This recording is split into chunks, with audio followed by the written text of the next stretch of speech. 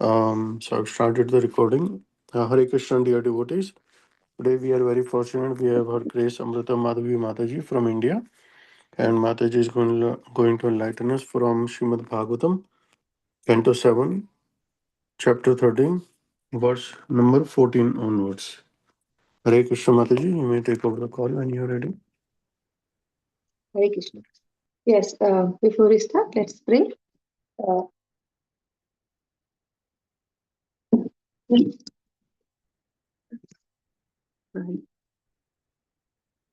मम ज्ञानतिमिरान्धस्य ज्ञानाञ्जनाशलाकया चक्षुरुन्मिलितं तस्मै श्रीगुरवे नमः। नमो विष्णुपादाय कृष्णपृष्ठाय भूतले श्रीमते भक्तिवेदान्त स्वामिनिति नामिने नमस्ते सरस्वतीदेवे गौरवाणी प्रचारिणे निर्विशेषा शून्यवादी पाश्चात्यदेशतार जय श्री कृष्ण चैतन्य प्रभु नित्यानंद श्री अद्वैत गदाधर शिवासादि भक्तरता हरे कृष्णा कृष्णा कृष्णा हरे हरे हरे राम राम राम हरे हरे मुखं करोति वाचालं पङ्गुं लङ्घयते गिरिं यत्कृपातमहं वन्दे श्रीगुरुं दीनतारिणं परमानन्दमाधवं श्रीचैतन्य ईश्वरं हरिः ओं तत्सत् नारायणं नमस्कृत्य नरं चैव नरोत्तमं देवीं सरस्वतीं व्यासं ततो जयमुदीरयेत् नष्टप्रायेषु अभद्रेषु नित्यं भागवतसेवया भगवत्युत्तमश्लोके भक्तेर्भवति नैष्टिकी।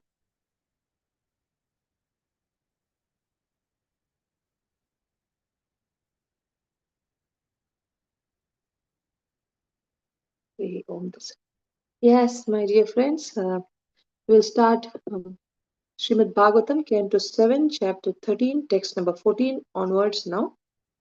Karmana kritibhirvacha lingairvarnashramadibihi na vidanti janayam vai sosav iti na veti cha. Translation by Srila Prabhupada. Jai Srila Prabhupada. Canto 7, Chapter 13, text number 14. Neither by that saintly person's activities, by his bodily features, by his words, nor by the symptoms of his varnashrama status could people understand whether he was the same person they had known. Purport by Srila Prabhupada. Jai Srila Prabhupada. The inhabitants of that particular place on the bank of Kaveri, in the valley of the mountain known as Sahya, were unable to understand whether the saint was the same man they had known. It is therefore said, Vaishnavera Kriya Mudra Vijnana Bhujaya. A highly advanced Vaishnava lives in such a way that no one can understand what he is or what he was. Nor should attempts be made to understand the past of a Vaishnava. Without asking the saintly person about his previous life, Prahlad Maharaj immediately offered him respectful obeisances. So here we see that Vaishnavas we cannot understand. So most of the times offenses happen when we try to understand senior devotees' actions, which may look like an offense or something like that. So we should not try to judge senior devotees. Once in one of the classes, I remember one senior devotee telling when two senior devotees at the level of our spiritual master are having an argument that for this Radhashtami, the deities should wear blue dress, and another one says yellow dress. And if there's an argument, we should not think, oh, they're also fighting. We're also fighting. Oh, what is this? Why do you all fight? No, no. It's like the elders, like the parents, and children should not interfere. It's all on a transcendental level. We don't understand. Vaishnavera Kriya Mitra, we cannot understand the Vaishnavas unless they explain themselves. We cannot understand them, and we should not even go to ask them for any explanations. Rather, we should just be respectful. What to speak of the devotees who are discussing about the seva?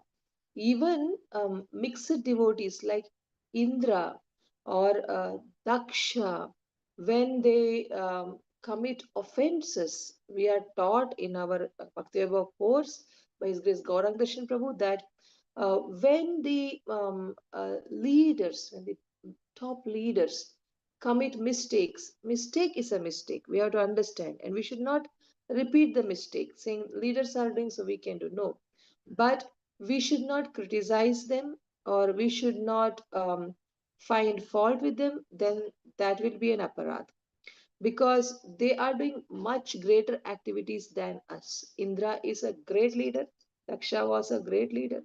So we cannot simply find fault with their one fault or whatever. But mistake is a mistake. We agree, and we don't. We should not discuss about the mistake in a very you know putting him down way. We should not discuss. We should be just respectful, and we should learn lessons from their mistake. These are points from Prabhupada purports like that. Our teacher used to keep telling. So, if we should not even worry about a mixed devotees' mistakes, then what to speak about the pure devotees or pure or our senior devotees who are actually, you know, um, uh, sometimes when we don't understand their intentions, we should not bother to misunderstand them and commit offenses thereby. The next verse, Srimad Bhagavatam, Canto 7, Chapter 13, text number 15. Tam nattvapyarchya vidivat padayo shirasa sprishan vivitsur idam aprakshin mahabhagavato suraha. Srimad Bhagavatam, Canto 7, Chapter 13, text number 15, translation by Srila Prabhupada. Jai Srila Prabhupada.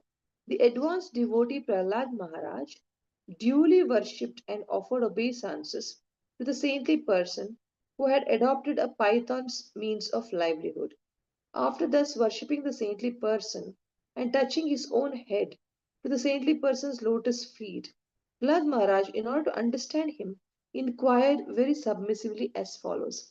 So, we were speaking in the previous purport about that Brahmana who was actually sleeping like a python and not wasting time on looking for food and eating whatever came on its own accord.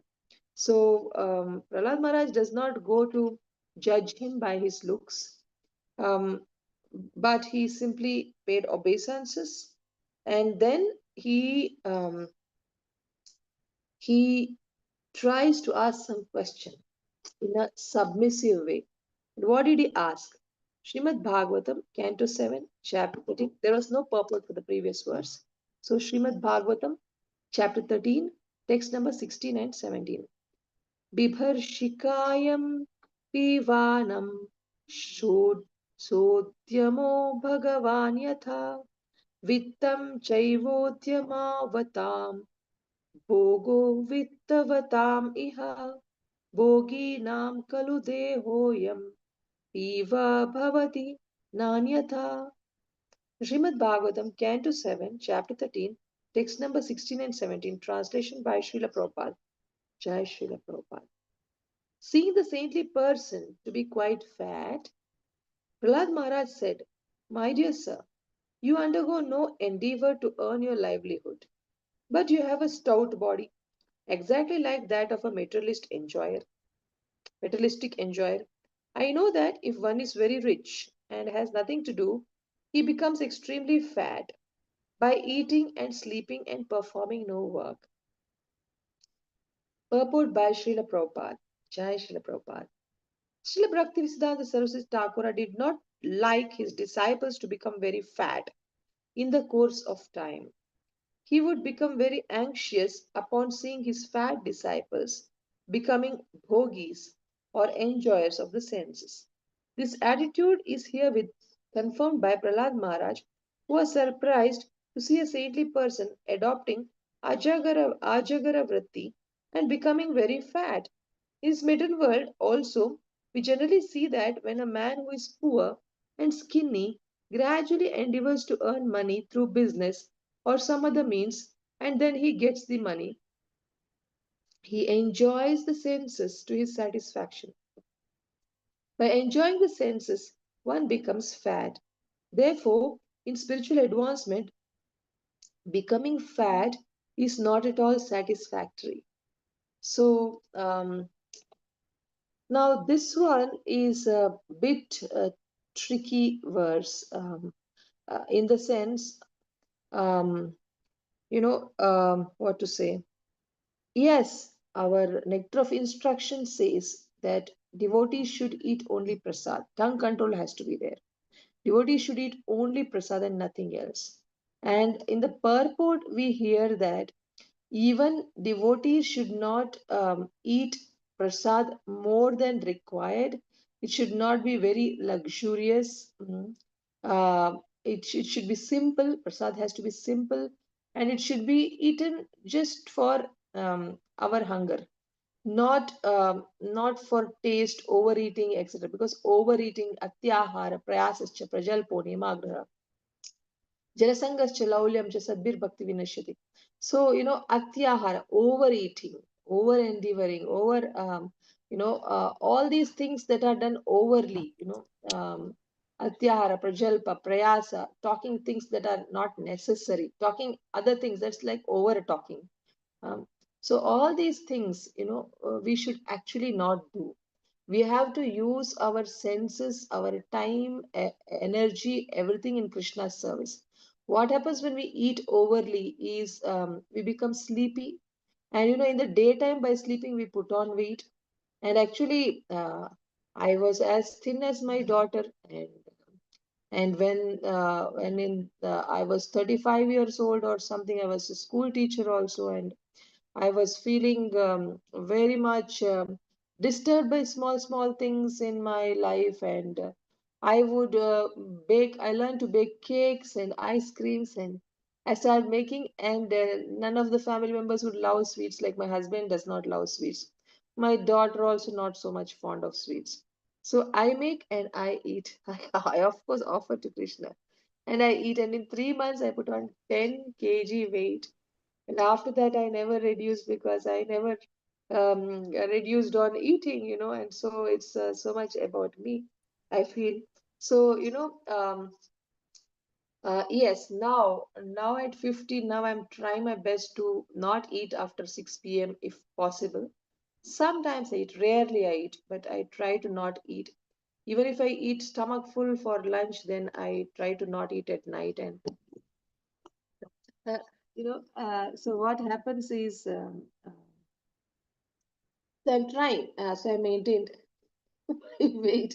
So here Prabhupada is saying how his Guru Maharaj told he wouldn't like people putting on weight.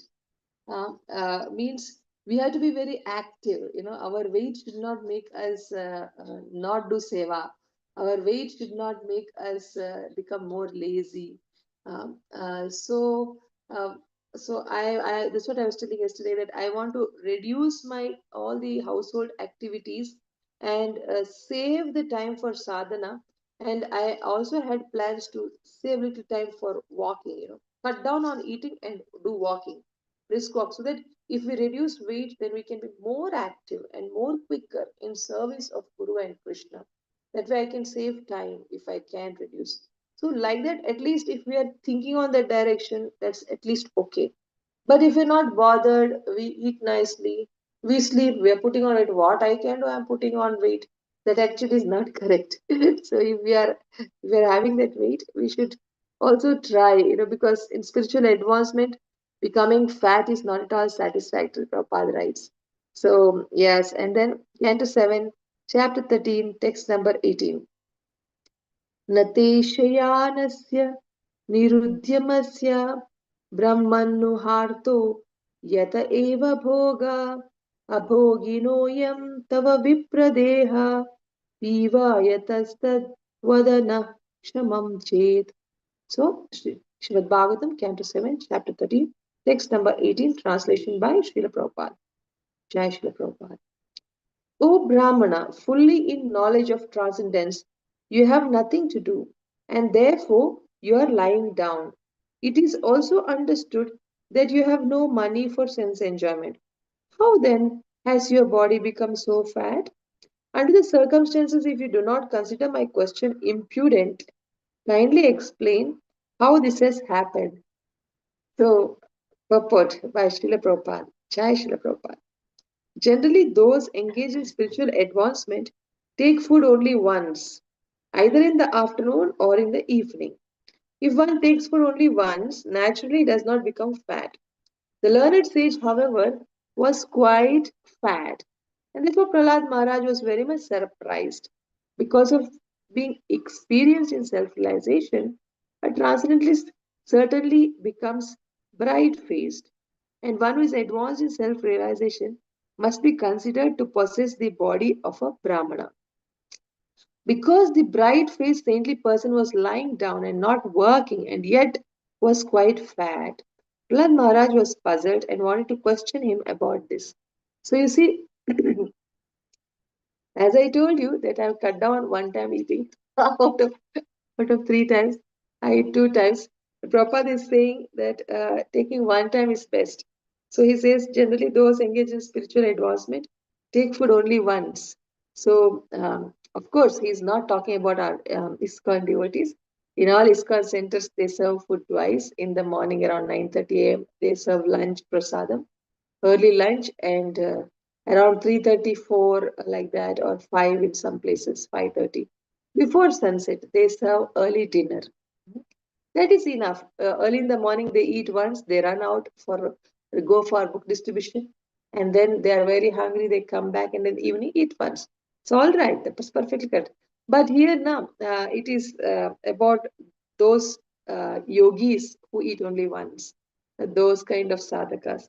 This is what is asked here. I think this is what I understand.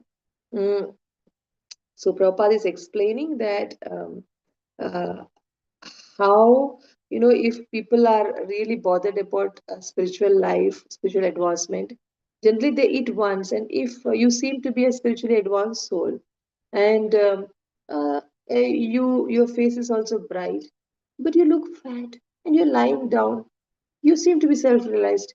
How is that? Two things are not matching. One who is self-realized, with bright face, he will be thin, active, and things like that. But here you are bright faced and you seem to be self-realized, but you're fat and you're lying down. What is this? This was the question that was asked. So Prahlad Maharaj was asking in a humble way. So it's all right to humbly ask. So he had actually taken a tour to go and meet saintly persons. So when he meets saintly person, it's he was asking questions to learn something from them and to improve. Let's see what answers will come in the future. So Canto 7, Chapter 13, text number 19. Kavi kalpo nipuna drig chitra priya katah sama lokasya kurvata karma sheshe tad vikshitapi va. Canto 7, Chapter 13, text 19, translation by Srila Prabhupada. Jai Srila Prabhupada. Your honor appears learned, expert, and intelligent in every way. You can speak very well, saying things that are pleasing to the heart. You see that people in general are engaged in fruitive activities, yet you are lying here inactive. Purport by Srila Prabhupada. Jai Srila Prabhupada. Prahlad Maharaj studied the bodily features of the saintly person, and through the saint's physiognomy. I'm sorry, I don't know to pronounce this. This Physiognomy means the features of the study about the features of the body. This is a physiognomy. Prahlad Maharaj could understand that he was intelligent and expert, although he was lying down and not doing anything. Prahlada was naturally inquisitive about why he was lying there inactive. Bhakti, Bhakti, can you close the door? So, so you see, purport, Prabhupada is saying that Prahlad Maharaj studied the bodily features. So you see, Prahlad Maharaj, first of all, he has done the study of his bodily features. He is in search of saintly people, and he has identified him as saintly person. But he's having a doubt. He seems in every respect as a true saint. But how come he's so fat? And he is not even into sense gratification. He's sitting in one place there. Then how has he become so fat? Uh, as a spiritually advanced soul, he seems to be like he can't be into sense gratification putting on weight. But how is that the two things I can see together? So this is his curious question. So let's see what's the answer. Canto 7, chapter 13, text number 20. श्रीनारद उवाच सैत्तं दैत्यपतिना परिपृष्टो महामुनिः स्मयमानस्तम् अभ्याः तद्वाग् अमृतयन्त्रितः. Srimad Bhagavatam, Canto 7, Chapter 13, Text 20, translation by Srila Prabhupada. Jai Srila Prabhupada. Narada Muni continued, when the saintly person was thus questioned by Prahlad Maharaj, the king of the Daityas, Prahlad Maharaj, the king of the Daityas, he was captivated by this shower of nectarian words, and he replied to the inquisitiveness of Prahlad Maharaj with a smiling face. So, yes, there's no purport. So you can see Narada Muni is continuing the story from the background. He's saying how Prahlad Maharaj, when he asked, it sounded like nectar for him because he's giving nice appreciation and very humbly he's asking, how you're fat? You're so nice. You seem to be a very nice sadhaka. Your face says that you're very nice sadhaka. Your body features says you're very nice sadhaka. And you don't seem to be a sense gratifier. But how is that you're so fat? I don't understand. So it naturally is a little amusing for him, and he's smiling. Uh, um, he liked it because he's a truly advanced source. They don't take offense. Moreover, it was asked in a very humble way, in an inquisitive way. Mm. So Srimad Bhagavatam, Canto 7, Chapter 13, text number 21. Shri Brahmana Vacha वेदेदम् असुरश्रेष्ठ भवान्नान्वार्यसम्मतः इहो परमयोर्नृणाम् पदानि अध्यात्मचक्षुषा. Srimad Bhagavatam, Canto 7, Chapter 13, text number 21, translation by Srila Prabhupada. Jai Srila Prabhupada. Let's close the door.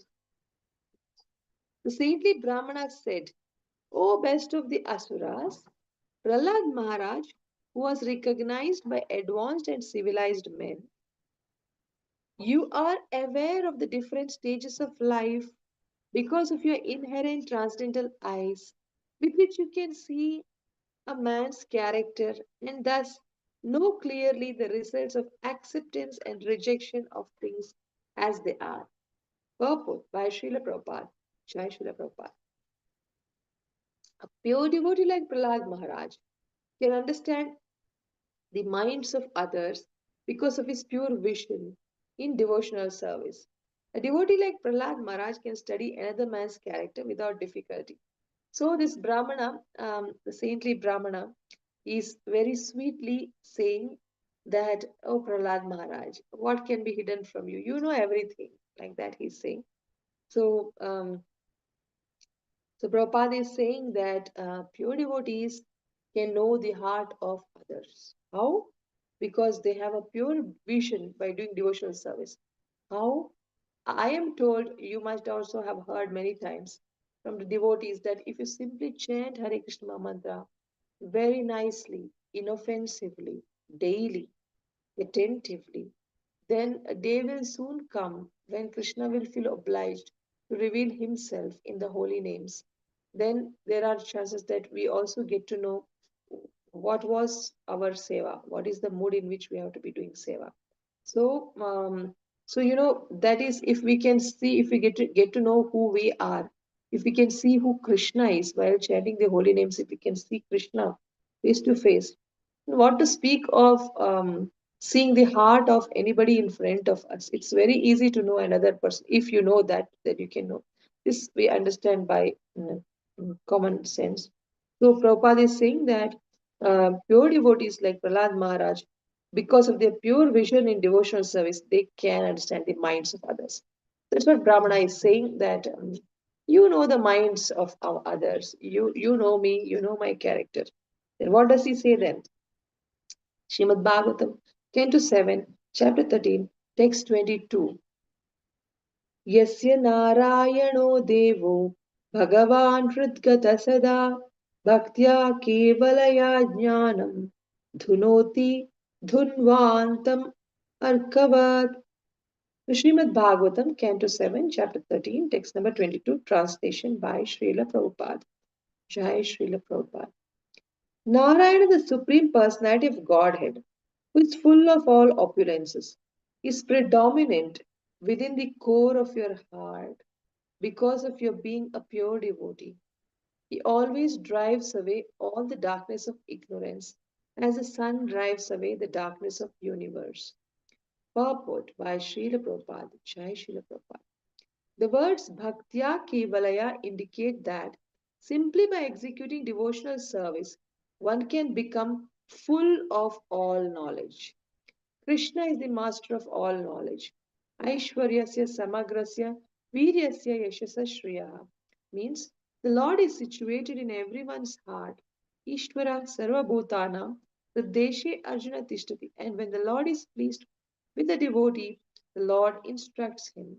Only to the devotees, however, does the Lord give instructions by which to advance further and further in devotional service.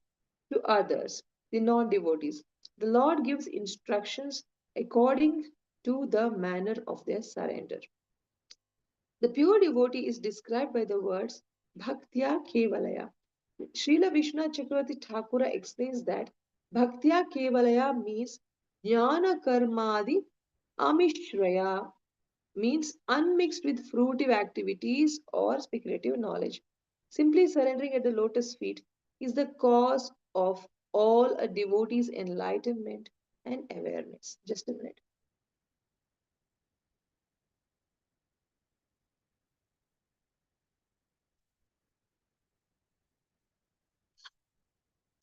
So we see that just now I just told that, see, just by doing bhakti, just by chanting the holy names, Krishna reveals himself.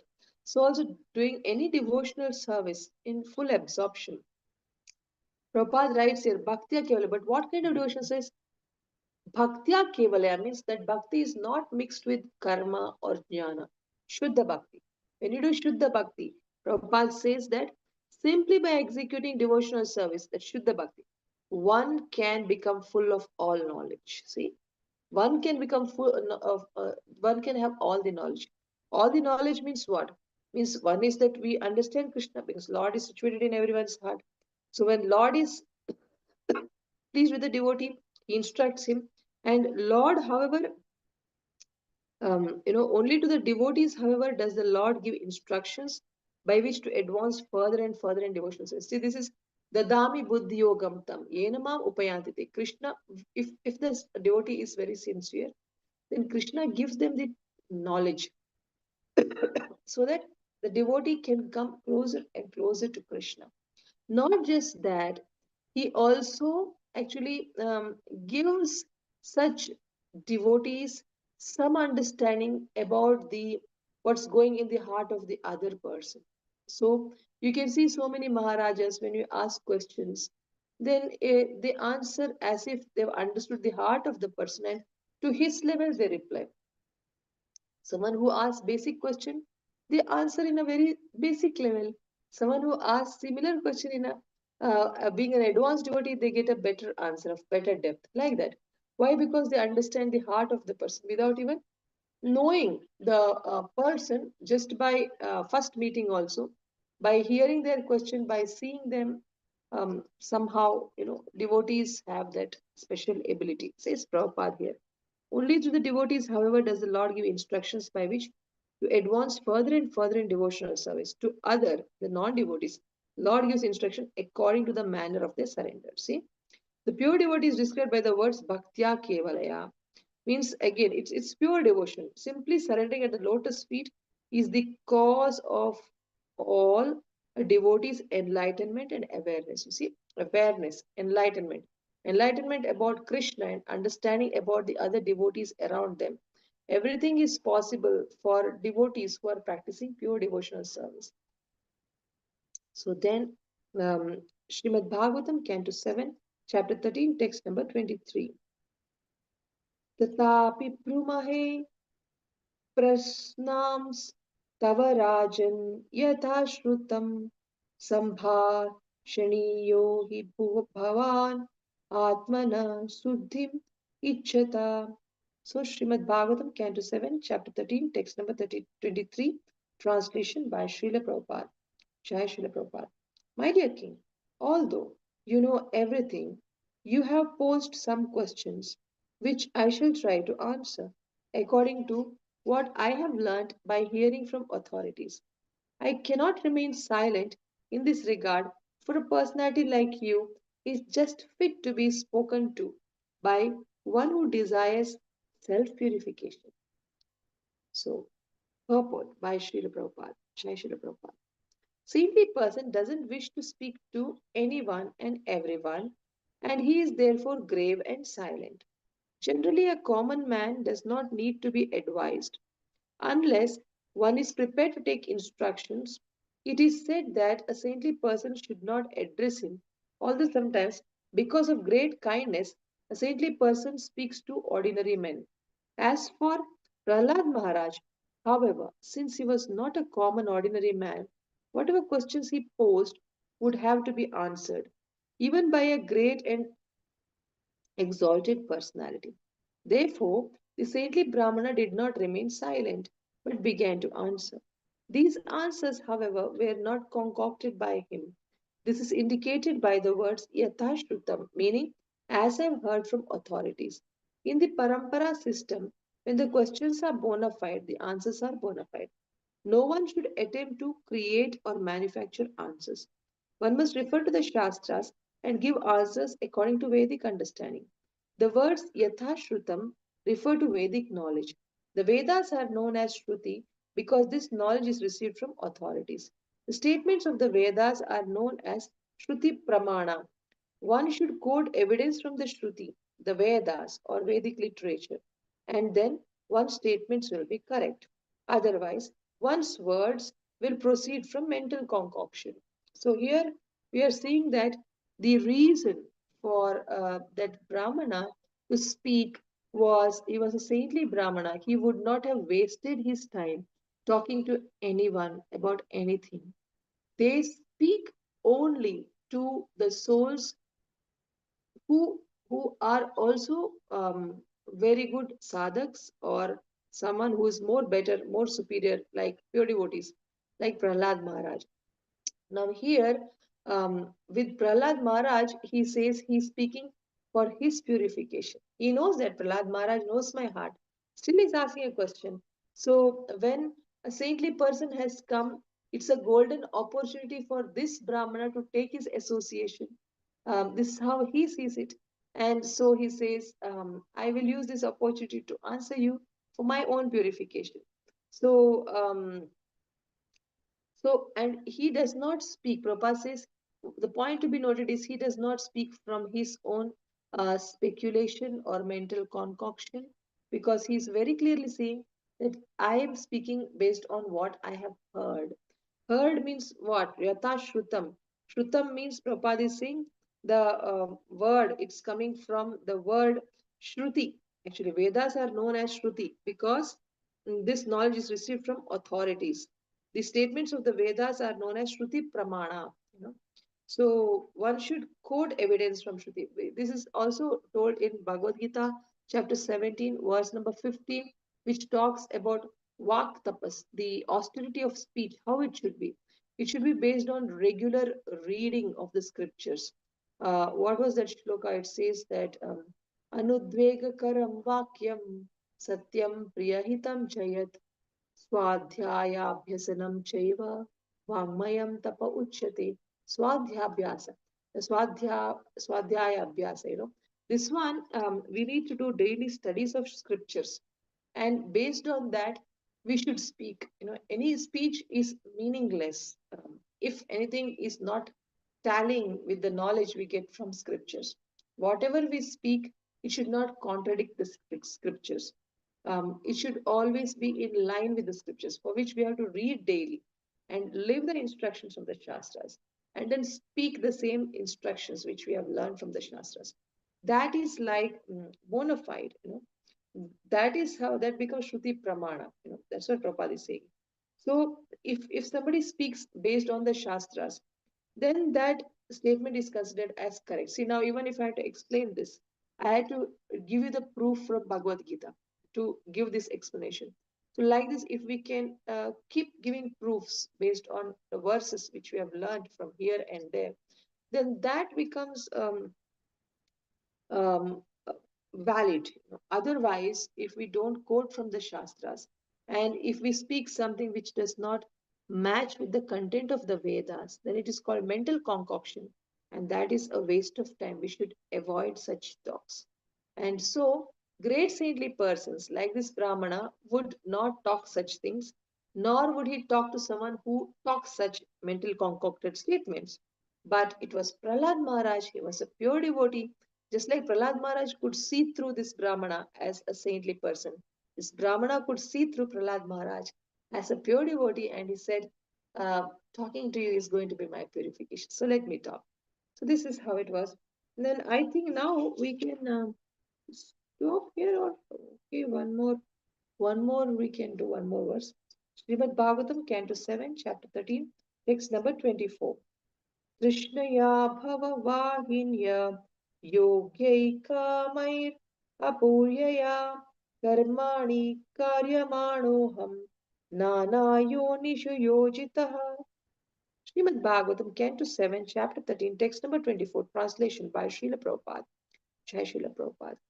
Because of insatiable material desires, I was being carried away by the waves of material nature's laws. Thus, I was engaging in different activities, struggling for existence in various forms of life. Purport by Srila Prabhupada. Jai Srila Prabhupada. As long as a living entity wants to fulfill various types of material desires, he must continuously change from one body to accept another. Srila Vishnu Chakravarti Thakura explains that as a small piece of grass falls in a river and is tossed about with different types of wood and tree branches, the living entity floats in the ocean of material existence and is dashed and tossed amidst material conditions. This is called the struggle for existence. One kind of fruitive activity causes the living being to take one form of body, and because of actions performed in that body, another body is created. One must therefore stop these material activities, and the chance to do so is given in the human form of life. Specifically, our energy to act should be engaged in the service of the Lord, for then materialistic activities will automatically stop. One must fulfill one's desires by surrendering unto the Supreme Lord, for He knows how to fulfill them. Even though one may have material desires, one should therefore engage in the devotional service of the Lord. That will purify one's struggle for existence. Akama sarva kamo va moksha kama udarati tivrena bhakti yogena yajeta purusham param means person who has a broader intelligence, whether he be full of all material desires, without any material desire, or desiring liberation, must by all means worship the Supreme Whole, the personality of God. Srimad Bhagavatam, Canto 2, Chapter 3, text number 10. अन्याभिलाषिता शून्यं ज्ञानकर्माद्यनावृतम् आनुकूल्येन कृष्णानुशीलनं bhaktiruttama. One should render transcendental loving service to the Supreme Lord, Krishna, favorably and without desire for material profit or gain through fruitive activities or philosophical speculation. That is called pure devotional service. Bhaktiratham Sindhu 1.1.11. So that is the purport.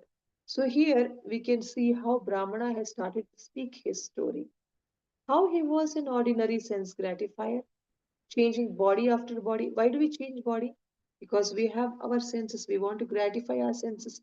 We are indulging in sense gratification more and more and more. So based on what kind of enjoyment we have been looking for, now that kind of body will be given in next birth if we have that much sukriti. Suppose we have the desire to be very fat and strong and be able to do many tasks, but we don't surrender to Krishna.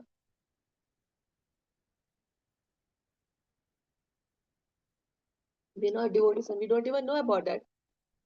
We just desire and maybe a little bit of help we may have done, or some little sukriti. So we have the desire to be fat and strong. Maybe we will make him elephants, very fat and strong. I do not know what particular desire makes us become an elephant. So like that, if we have, I have heard, in the lectures that if somebody is having desire to get tiger body, um, in the class. Okay. Sorry. Yes, that was a call. Sorry for that. So, what I was telling you, so, I've heard in some classes that when we have desire to eat meat, drink blood, then we will be given body of tiger, lion. If we are qualified to get tiger body, suppose if we don't have that qualification, maybe we will get a mosquito body to just drink blood. Who knows? So, even for anything, there should be some qualification. So, here, based on the qualification and based on the need for sense gratification, he's saying that I went on changing body after body after body. Yeah? And so here Prabhupada is explaining that this changing of body business continues as long as the living entity wants to fulfill various types of desires. And this, I have heard that, we are actually ending up in a lot of problems because we are attached to false ego. We sometimes say mind is the cause. More than mind, we are attached to false ego, wherein we think, I am so and so. I am false ego, not the real ego. Real ego says, I am the servant of Krishna. We are not in the platform of real ego most of the times. We are always in identifying with the false ego, saying, I am so and so. I am Amrita Madhavi Devi Dasi. I am the mother of Bhakti Mai Radhika Devi Dasi. And I have to train her like this, and I have to do this.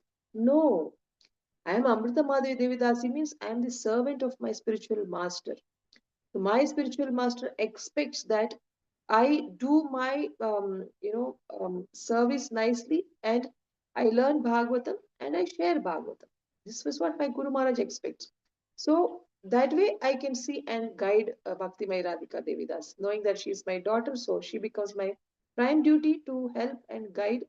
So, as a duty to my spiritual master, I should be serving her by sharing whatever I know from Bhagavatam, for which I have to read enough, hear enough, live enough, and then share. You know.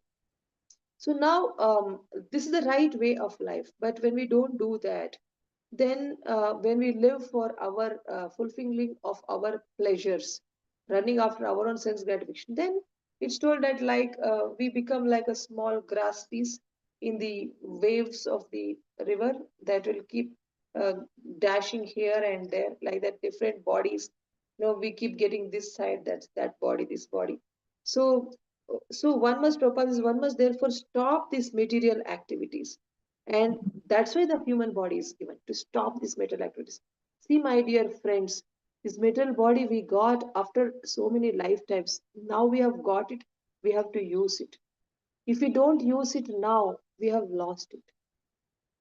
And we don't know when we are going to lose it in the form of death. When we don't know when death will come, then today's every moment, every day in our life, we don't know when we may get into ICU, and we really do not know what's happening. So when we are awake and when we are in good condition, when we are alive with a human body, that too we have come across devotees. Now, my dear friends, none of us have time to waste.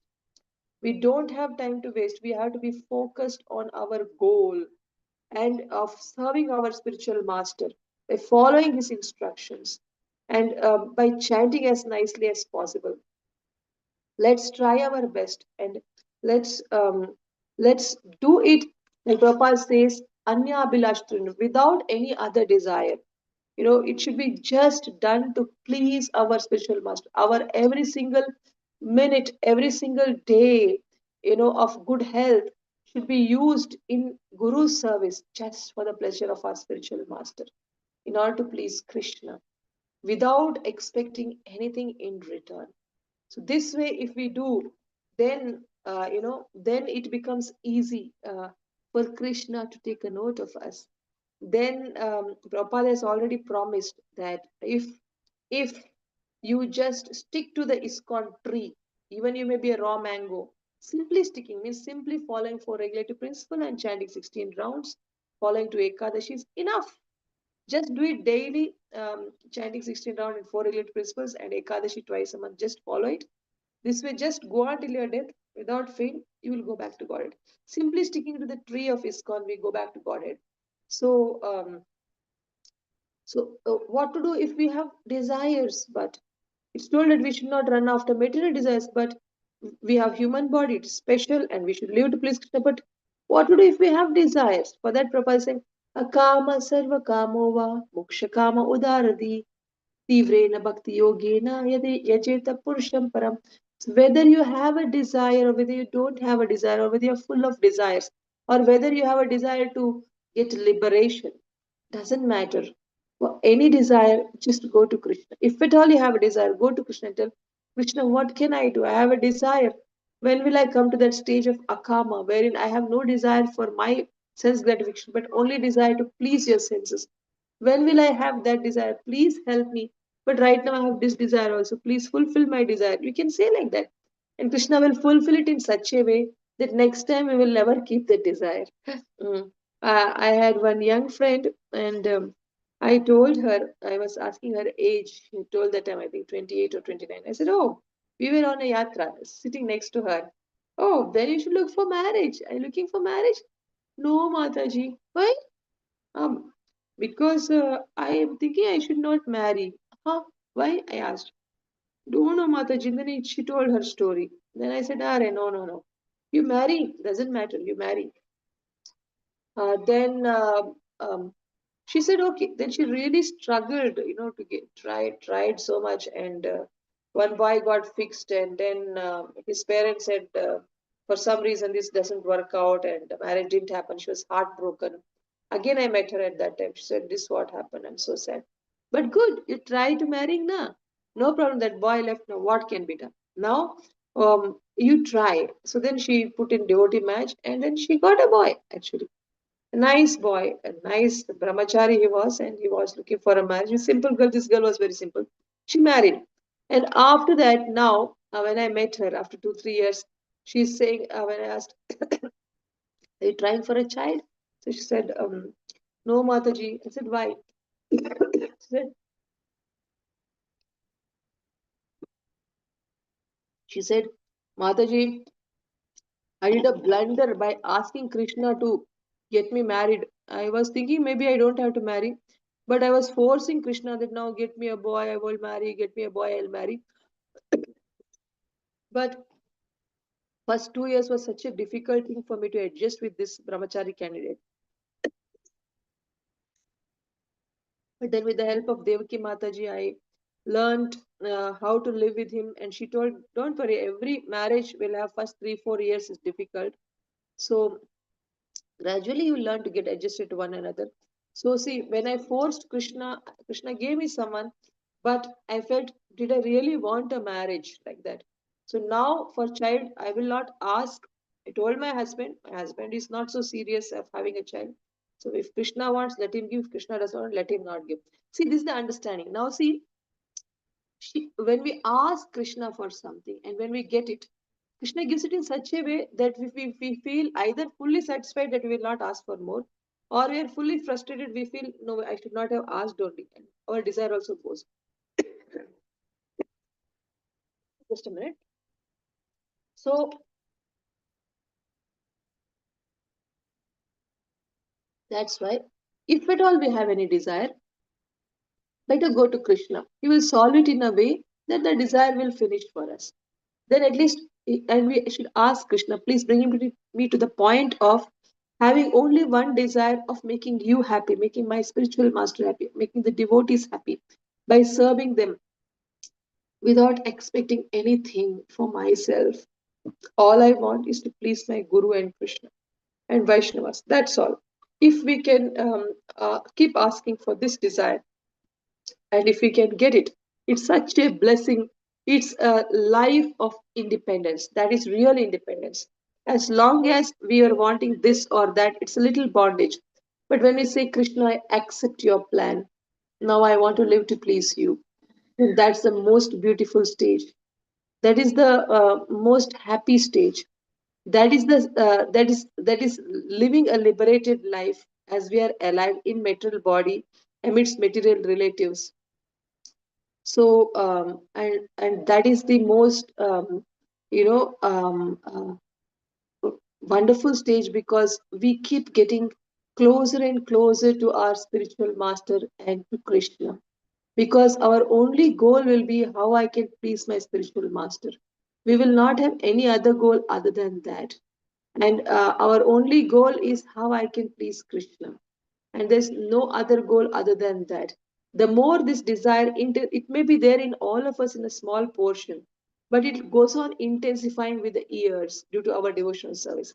As it intensifies, we feel more and more happy and satisfied doing devotional service.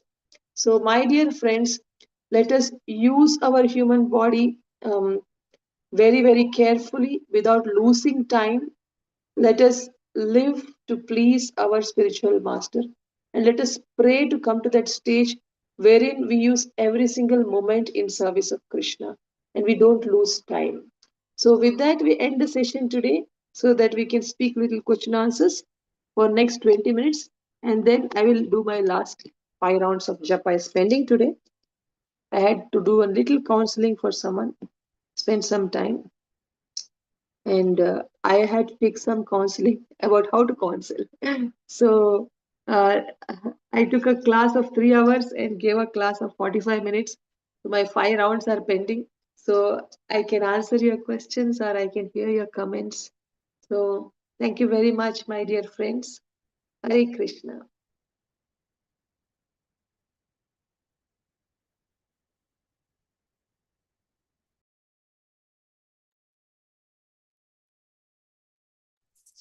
Hare Krishna Mataji, Dandavat Pranam. Um, this is Padmini Radha calling from Maryland. Thank you for the wonderful class. There were so many wonderful takeaways. I had so many questions, which you ended up answering just as part of your class. So, uh, uh, when you were talking about desires, I was just thinking about how to dovetail our desires to desire the right things.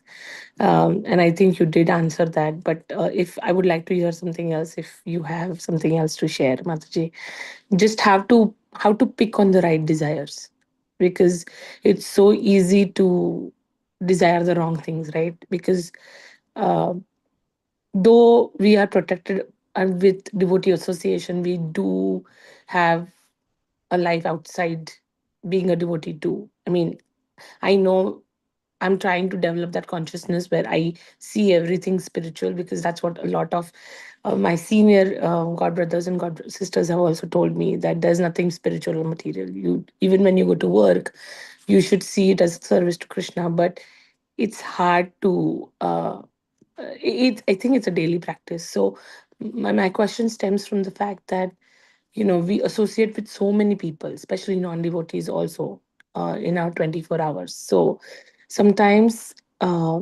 people share what their desires are, and what their bucket lists are, and you think about them and you're like, oh, okay. um, so how to not get attracted to someone else's desires, I guess, is my question. Thank you, Oh, Mataji. sweet. Thank you for two things. Thank you for the lovely question and thank you for the lovely darshan of yours. I like it to see face and then talk. Yes, see, it's a very nice thing. It is. This was the question my teacher had answered in 2004. That Mataji, You should give association, not take association. My teacher, His Grace Sarvaji Krishna Das Prabhu, had told. Should give. What did that mean? It means giving association means um, like how they are sharing their heart's desire, we have to share our heart's celebrations. In a way, they have some takeaway for them which will benefit them. That is giving association.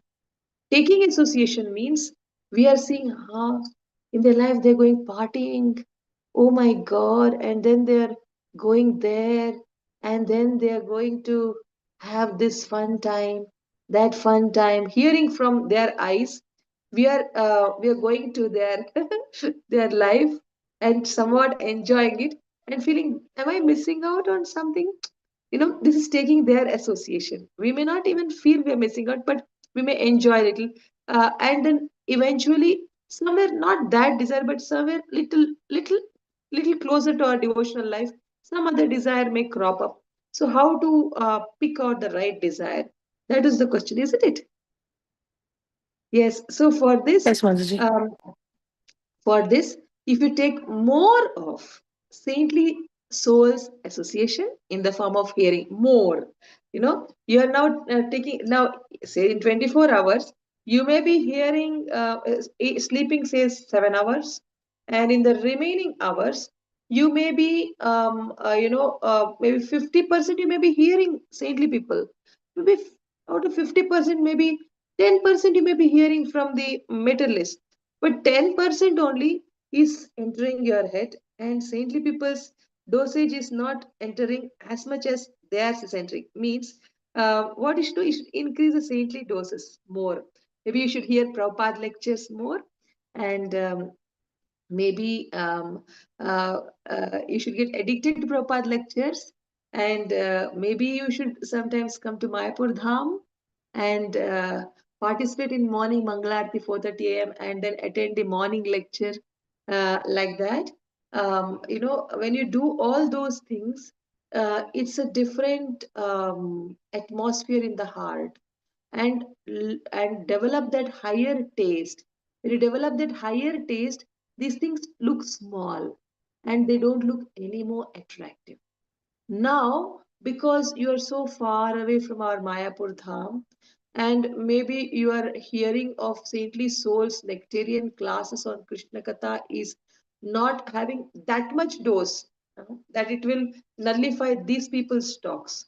So maybe you are getting a little bit swayed by them, but you should understand that whatever they are doing, when man plans for happiness, misery begins. Whatever they're doing, whatever plans they are having, it will be mixed with pain. That's for sure. And if we follow in their footsteps, we can try. I'm sure when we have such desires, we end up trying. So whenever we try, we have a mixture of pain also, and which we don't have when we do devotional service. It will not be there in devotional yatras, but in this kind of material yatras, we will end up getting hurt and disappointed and things like that. So that is why we should learn lessons from our bad experiences. And remember, my dear friend, the bad experience is not just for you, it's for those people who are speaking to you also.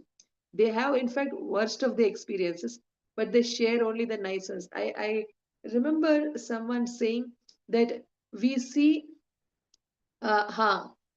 nobody is as happy as they look on Facebook, and nobody look as bad as they look on their Aadhaar card in India.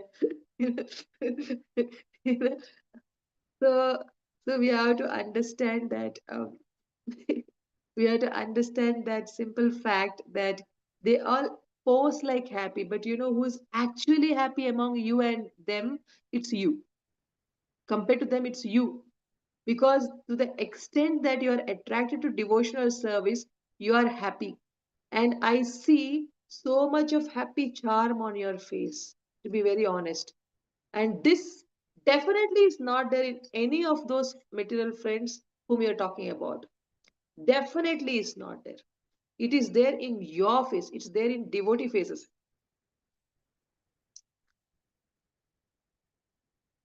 That charm That special charm comes only when we are satisfied doing some devotional service.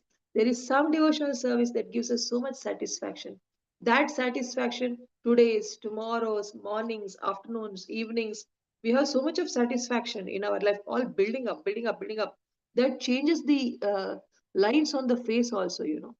People who are frowning, they get lines in that direction. People who are happy, they get beautiful, happy lines, you know. So I see all devotees, you too, you know, as a happy person. You are not as miserable as what you're thinking, as you are. No, you're not like them. They are really miserable people. Only thing they get happiness is in showing off with you. um, but they have their own quota of miseries when they do whatever they do. But if you can dive into more higher levels of happiness, have you been to Mayapur Dham? No, Mataji. Then that's the biggest loss. Mm. Biggest loss. I became devotee only because of Mayapur Dham's beauty of the deities. Mayapur Dham. You wish to come? I will be there on April 28th. 28, 29, 30. Let's enjoy, you know, in Krishna's party. It's going to be too good. Oh, hot summer. But you will see at 28, 29th, black Krishna and 30th, white Krishna. Same Krishna's color will change. Because it's so hot, they put so much chandan to make Chandan. him white. Mm. Ah, so from 30th April, Chandan Yatra will start. So you'll get to see both if you come on those days. We're taking few people there. So if you are coming, you tell me in advance. I'll request before March 1st, then I'll request one room to be booked in Gita Bhavan for you. So Oh. I wish to show you. I wish to show you the beauty of Krishna, the beauty of the gopis, the charm of the happiness of the devotees singing kirtan so beautifully, the devotees dancing happily. And everywhere, here, there, at this time, that time, you see devotees in groups singing and dancing so ecstatically. Where is that happiness? And where is this materialist people's so called happy dreams, which end up with misery only? Which when we try, we fail miserably. Why we feel more miserable? Because we have seen more level of happiness. So for us, even little misery looks like big misery. They are seeing only misery. So for them, the little bit misery does not look like misery because they don't know what is happiness. I want you to know what is happiness. Come to Mayapur Dham and Mm. let's let's enjoy the real happiness of seeing the charm of Krishna and his gopis and the Panchatattva and Narsimadev. Narsimadev is opening his mouth and his eyes also. He asked for red eyes. Then since then he's wearing red eyes. But when we see him, it looks like he's laughing. And one day when somebody did something wrong, in the place where I was staying. So I had to give a complaint about them, and they had to vacate the room. And and that day I went and saw Narsimadev seemed really angry, not at me, at them. Means that one day, that was the day we had to leave, and we had extended our stay, so there was no room. So we got the non-attached bath wala room, you know. So there I was afraid to take bath in those bathrooms. In that particular building, there were no doors for women, separate bathroom. There are all curtains. And I made my daughter stay outside. I was a little scared. And then some boys just walking in. We say, go out, they go. Then again they walk in. I was scared. I complained. I complained. I said, this boy should not stay in this. And my daughter took the photo which room they're staying also. And then she took the photo as they're coming also. And all this we complained. And that day I saw Narsimadev, the same Narsimadev, Mm. looked very angry, very angry. But these deities reciprocate, you know. Sometimes when we do something very nice, I see them laughing. Even Panchtattva, big smiles, big Narsimadev, big smile. It's all. I mean, where is that and where is this? You have to come. You have to see. Somehow by hook or crook, if you can come, come. I'm telling you 2 months in advance. April 28th. I will be there. You tell me, I will book your room. Thank you so We'll much, take you. Mataji. You should know what is higher happiness. Then Your you will not go happiness to is higher. infectious. I think I'm going to take that for now. Thank you. Hare That's Krishna. all I can say. Hare Krishna, Hare Krishna. Anybody has any comments or questions?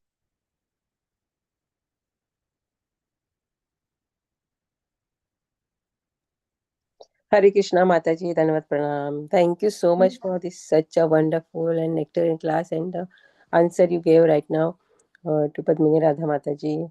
And so Mataji, I have a question.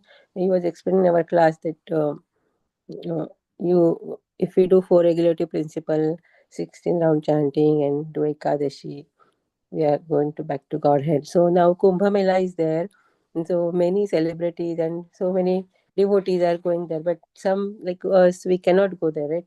So how we can take that, Mataji? So Very nice question. Thank you for this, and I have already answers for this because I had my answer and it matched with my spiritual master's points added to my answer. So I will tell you spiritual master's answer. He said that actually there is one there's a place called Rajapur near Mayapur, and there's one Prabhu in wheelchair called Limayanand Prabhu, and he is worshipping a nice Govardhan Shila which came in search of him from when Babaji was worshipping, and he dreamed that this Shila wants to go to that Prabhu in Rajapur by name Nimayanand, and this came in search of him and they gave it to him and went. So to that Prabhu's house, Jananivas Prabhu also goes, Guru Maharaj also goes and keeps take darshan of this. And so this Govardhan Shila darshan, our Guru Maharaj also goes to his house, takes darshan and comes in Mayapur.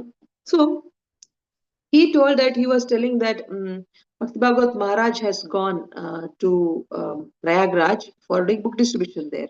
So he is telling, hey, Iman Prabhu, come. You do some preaching here, come, you help us in book distribution, come, like that. So Nimayanand Prabhu told, I will ask Guru Maharaj. Huh? Anand Nimai Prabhu, sorry, not Nimayanand. Anand Nimai Prabhu said, I'll ask Guru Maharaj. And Guru Maharaj, he asked, and Guru Maharaj didn't reply. Next again, through someone else, he asked. And the Guru Maharaj, he asked 3 times, 4 times, Guru Maharaj didn't reply.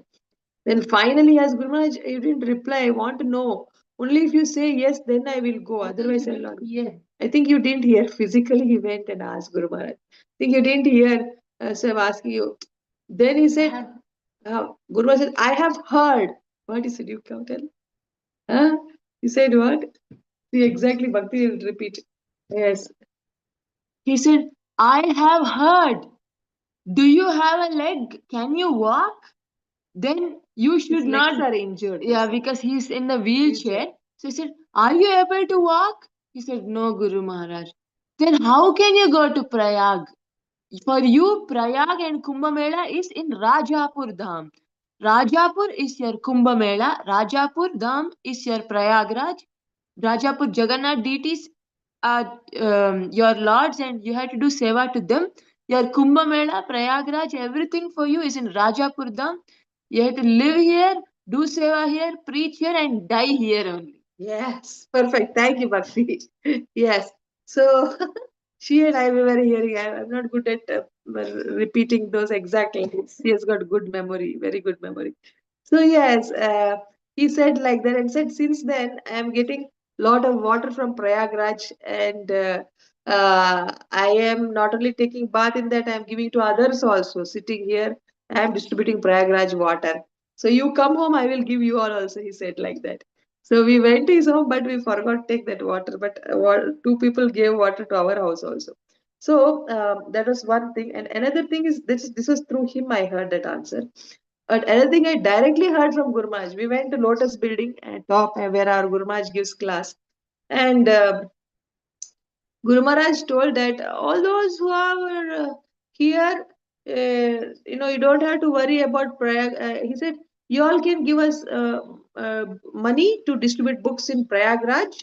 So if you give us money to distribute books in Prayagraj, we will ensure that you get some water from Prayagraj that you can take here and use it for taking bath. Means he's not telling us to go there. Then he said, and in Prayagraj, there are Triveni Sangama, but in Mayapur, you have Panchaveni Sangama. 5 rivers are meeting. If you want to really take a dip, Go there where Panchavind Sangama is there, take a dip on that day, and on that Purnima day or Amavasya day, one of the days which recently happened. He told like that, So, which means it's not such a big, serious thing. Why? Now, my answer I will tell. This is what my Guru Maharaj has told. It was very nice and it made me happy. What I understood was, see, Prayagraj, what is special? In 144 year, whatever is happening now is happening. So in 144 year, all the planets are coming in a line and having some influence or whatever. It's very auspicious to take a dip in that water. Okay, auspicious. Okay. Now, didn't we hear that chanting of holy name? It should not be compared with anything, any of the all the ritualistic ceremonies, all the yajnas, havans, dipping in the water, everything put together is not equal to Harinam chanting. When that is not equal to Harinam chanting, is Harinam chanting is too high in comparison to all this. Means all this put together is nowhere in front of Harinam chanting. So Harinam chanting is so special. It is meant for people who get human body, which is most rarest. In 84 lakh species, we get one body. This Prayagraj thing comes once in 144 years, not in 84 lakh years once. No, we got human body in 84 lakh years, and using Harinam, you can go back to Godhead, back to Godhead. But going to Prayagraj, you take a dip and come. And what benefit you get, I don't even know properly. So, but I know what benefit I get by chanting is we get Krishna Prema. So, and Krishna Prema is the rarest of the thing. If you want to, you won't get it in 144 years. Unless you depend on the spiritual master's instruction and submissively follow it, you will not get it even in 144 years. Prayagraj, every 144 years, you can go and take a dip. And with that, you don't even get Krishna Prem also. I'm sorry, I'm just telling you the what I understood. But Harinam is so special. And if you really submissively accept a spiritual master and start chanting the holy names properly, attentively, offenselessly, then you will get something the rarest of the rare thing, that is Krishna Prem. And with that Krishna Prem, if you will do little seva of everybody around, somebody else also may get some Krishna Prem in your association. But that is the rarest thing. To get the seed of love of God, that is the rarest thing in this world. To get what is seed of love of Krishna, that I read in that Shivram Maharaj book. What is it? Bhakti Chintamani, Shuddha Bhakti Chintamani. In that book, in the first few pages, it defines what is the seed of bhakti means. Seed of bhakti is the knowledge coming through the lotus lips of a pure devotee, which when it enters through the ears, entering to the heart, it awakens the latent love for God. That is seed of devotion. That is Bhakti Lata Bija. What is this Bija? What is this Bija? It is knowledge coming through lotus lips of a pure devotee. When it enters into our heart, if some little bit of love for Krishna gets gets latent love, gets awakened little bit also, that is Bhakti Lata Bija, which is the rarest of rare. You won't even get in 4 years time. It's the rarest of things. These things we are having, and this the world does not know. They don't know how rare is our um, power of bhakti, power of Harinam. Harinam is the rarest thing. It's the quickest thing, quickest remedy to go back to Godhead. These people don't know. They're just going to take a dip. Have you ever heard whoever took dip, they got Krishna Prem, started dancing Hare Krishna, Krishna Krishna, Hare Hare, Hare Ram, Ram Ram, Hare Hare. Have you heard anybody doing that? No, I didn't hear. But taking a dip. So then why not take a dip in Mayapur Dham, in Mother Ganga? Take a dip if you really want to. Or like how that Rajapur's Anandani Prabhu was told, for you, Dham is Rajapur, do seva there. So for you, Mataji is here in online, for you, your Dham is where you are. Do your chanting nicely. There's a rarest thing you have got, which you won't even get in 114 years. Next life we may not get if we fall down, but now even fall down is not possible because you chanted so much. So you will get some another opportunity in human body, even if we don't qualify to go back to God. You still get an opportunity. But I'm saying this opportunity, let's not use every single day. Prayagraj opportunity in 114 years it came, it will be there few days and it's finished. But this opportunity, till we die, we have it. Let us use our every single day to do the best of our japa so that we get that Krishna prem which you don't even get in Prayagraj. You'll get simply sitting where you are and chanting nicely. That is the rarest of the thing. That if we got, then we don't need anything from this material world. Oh my God, somebody is calling me now. What they call Mayapur tourism. Okay. So this is it that I wanted to share with you, Mataji. This was my realization. And I wanted to do it on my YouTube, Facebook, everywhere. That why people see, they think 114 years, something is happening. It's very rare. 2 crores of people from India have got 2 crores, in so many days' time. Every day, few lakhs are there. What is the, if they know it is something, they don't even know actually why they are going. Everybody are going, nice, it seems. 114 years, one time happening. So we should go take a dip, it seems. For what? Nobody knows correctly. Nobody knows for what they're going. But we are telling here, we know. It's the most rarest thing to get human body, and you have got it. You won't get it in 114 lifetimes. You get it in 84 lakh lifetimes. You get it once. And then in that, you get Bhakti Latal Vijay. It's a rarest of the rare. From a spiritual master to get rarest of the rare. So use this chant. If they get to know this is the most rarer than Prayagraj, all the 2 crore people who ran there should come running and take japa, holy names, because then golden age will begin. Like the way there is a mad rush there should be mad rush for Harinam japa. This is what is my understanding, Mataji. That is why only our Guru Maharaj said, for you, you sit in Rajapurdam and do seva. And you die here only. Don't go leaving this place. This is better than anything else for you. Like that, for all of us, and also in Srimad Bhagavatam, one of the cantos, we keep writing exam by reading purports. No? So I have come across those purport which says, when Narottam Das Thakura says, what is the need of going to holy places? If someone is doing devotional service in one place nicely, then there is no need to leave the devotional service and go for a yatra to holy place. No need. It's better you stay where you are. I told Pajwen. It's better that you stay where you are and you do your devotional service. Nicely. If you're doing devotional service nicely all the time, that itself is dham. So if you're doing Harinam Japa nicely and you get Krishna Prem, that is that cannot happen even in 84 lakh species so easily. You may have to come life after life, and if you make your life success, Prabhupada said only in this one life, if you just follow my instruction, you'll get it. So in only one life sadhana, you'll get that is more rarer than going to Prayagraj. So don't waste your money, don't waste your brain space thinking even about going. I also didn't go. My father went. Today he's returning by flight. He went, he wanted to go. I only arranged for him to go. I didn't go because for me, I know my holy name is more powerful than anything else. It is not comparable for anything else. Then why should I run for something by paying lot of money? No, I will not go. I am happy doing my holy name, giving classes for you, learning for myself, and things like that. Doing a little bit service to devotees who come to me like that. So that's all, dear Mataji. This is what I know. Hare Krishna. Thank you so much, Mataji, for this wonderful answer. And yes, this conference call is our Prayagraj, so we are getting deep in every day. Yes. Thank you so much, Mataji. And thank Keep you, it Srimad Bhagavatam. Chitra Mataji, for showing your daughter. She's also listening. Hare Krishna. Jai Hare Jai. Krishna. Oh, Hari oh Bol. nice. Hare Krishna. Look at her. She's smiling so nicely. Her name is Yeah. Radha, Radha. She Radha. Radha. I forgot her name.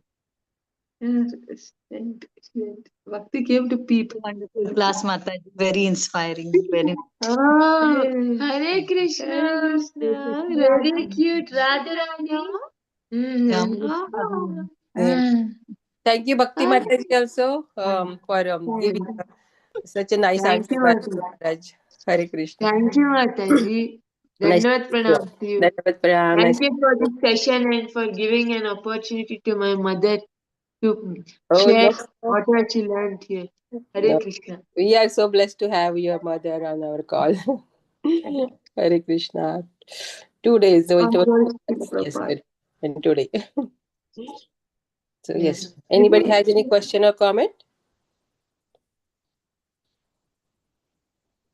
Vamsi Vilas Prabhu, if you have any question. Geeta Mataji. Krishna Mataji, Dandavat Pranam, all glories to Srila Prabhupada and Guru Maharaj. Thank you for the wonderful class and giving us such wonderful practical tips and valuing what we have got, because Krishna consciousness is our greatest gift. Thank you, Mataji. My quick question, I don't know if you have time, is you mentioned about serving Guru Maharaj and Krishna every moment. And like Mataji was asking, sometimes you're forced to do material things, maybe take your family for a pleasure trip. You don't want to go. They want to go for a movie. They're pulling you to go to the movie. They're pulling you to go to a restaurant. You can't get prasadam, but you're just having some fruit there. But how can we dovetail those things to Krishna when you're forced not to do things what you want to do? Thank you, Mataji. Thank you for this question, Prabhu. This is Kardava Muni will guide you nicely.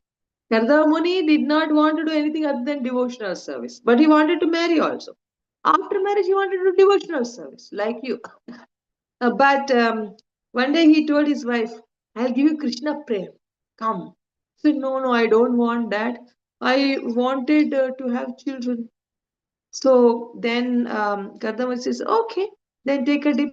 Because she wanted. He didn't want. He wanted her to give Krishna Prema and take her back to God. But she didn't want. So then he said, okay, you take a dip in the water. You have to take a dip in the water. She said, will you arrange facility for having children? He said, okay. So for her sake, he got, oh my God, Bhadrama, this call I have to take. Yeah, you call her, no? Yeah, urgently. This is from 1 minute. Quickly. You have the number, no? Actually, there is a call coming from Prayagraj from my father's team member. So I made Bhakti go and call. So yes. So what I was telling you was, what was I telling you?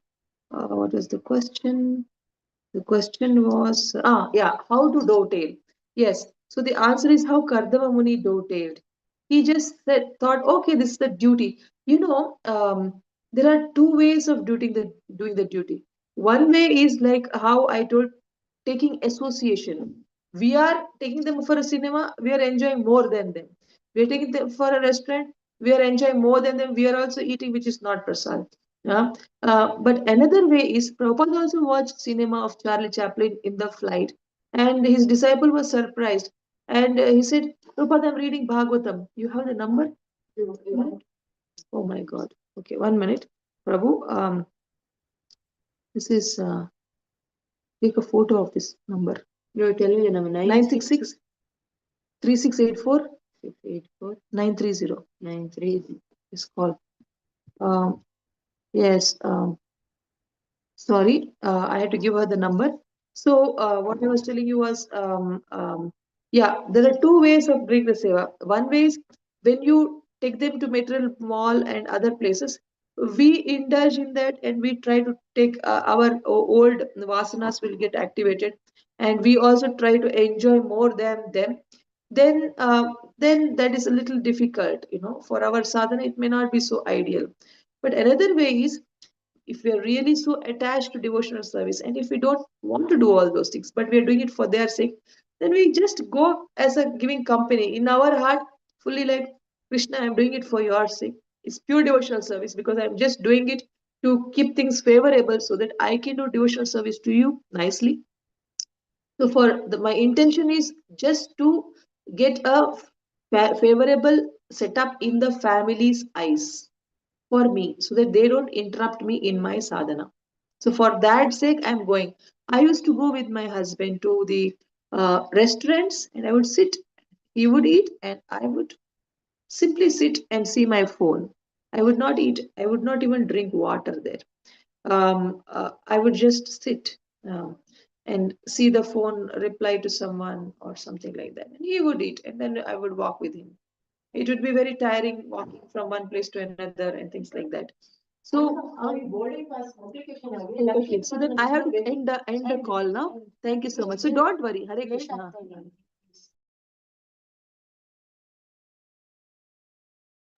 Hare Krishna. Thank you very much. Hare Krishna.